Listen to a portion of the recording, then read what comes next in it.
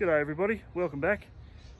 Hasn't been much to do on Trevor lately, still waiting on parts, but we've been doing some things. I'll show you around, give you a look, tell you what's going on.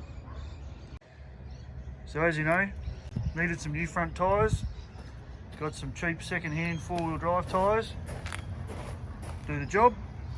What we have discovered is that if you put them on one way, they touch this bolt here, so we've had to flip them around. So now I've got a wide track B275. I can shorten the wheelbase a little bit, but let's be serious, it looks pretty good. It's got big chunky wheels. Mad Max would be proud. Also managed to identify that we've got a bit of a leak here somewhere. I think it's coming from this pipe that I had to replace. This little one here.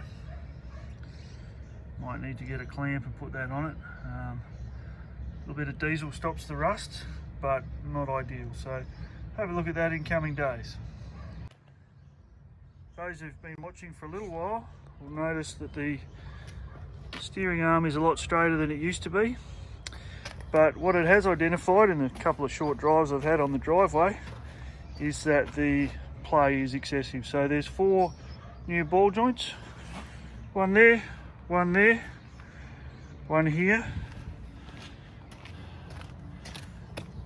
and one around here.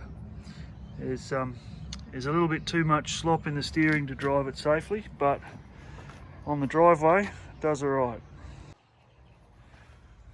The oil filter fix, have just changed it out, seems to be doing the job. I am looking for a replacement screw-on fitting. They do exist. They're very cheap, so I'll be investing in one of those, but until then the oil still keeps going round and round.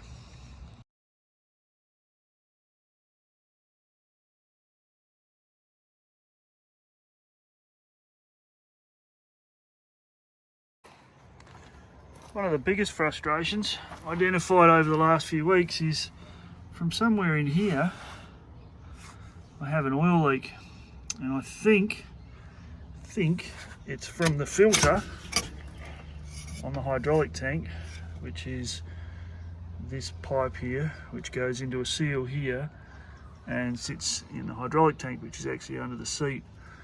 Every time I start it, I get a little bit more oil, a little bit more oil, a little bit more oil, and eventually I end up with quite a significant leak.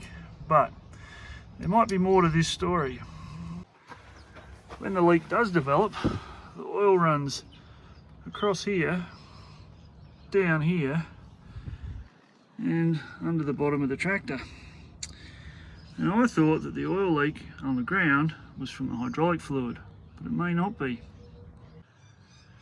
Because the issue, I think, is that there might be a crack in the bottom of the back end.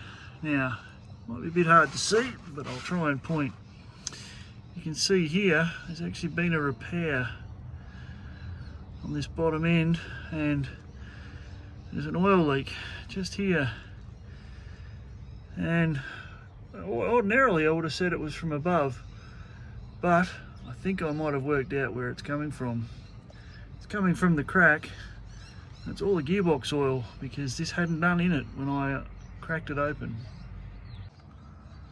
So as part of sourcing the leak, I took the gearbox level indicator plug out, and traditionally oil should come out, but it didn't. Then I poured 6 litres of 80W90 gearbox oil into that hole, and still nothing came out. Mind you, I did have the plug out, and the plug wasn't still in there, for those people who want to point that out. So I think the gearbox leak, or the hydraulic leak, or the oil leak, let's call it the oil leak, is actually coming out of the crack in the bottom end. And that's fine, because, well, let's be serious, oil is cheap, and this is a 60-year-old tractor. So from now on, it's before we drive it, make sure it's got gearbox oil. Some other things we've confirmed: the PTO does work, and it actually looks half reasonable when it's clean.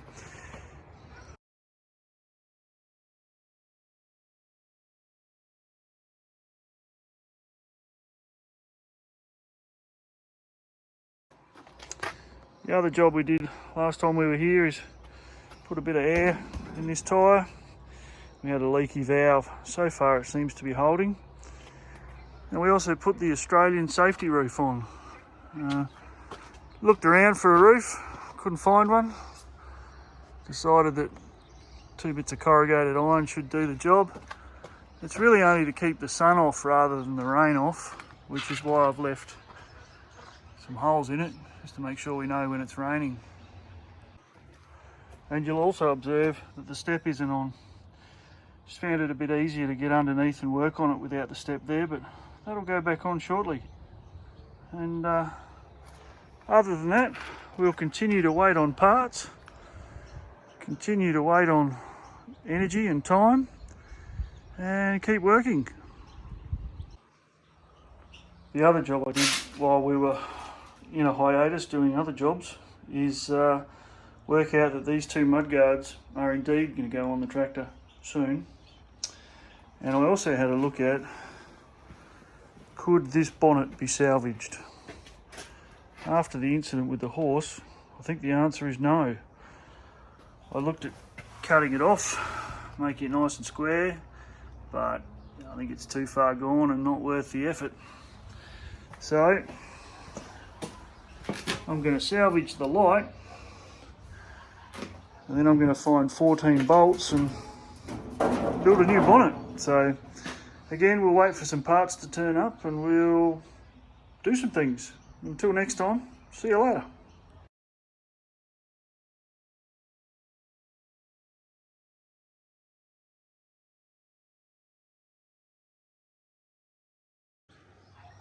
And lastly again, we've definitely managed to fix the starting problem.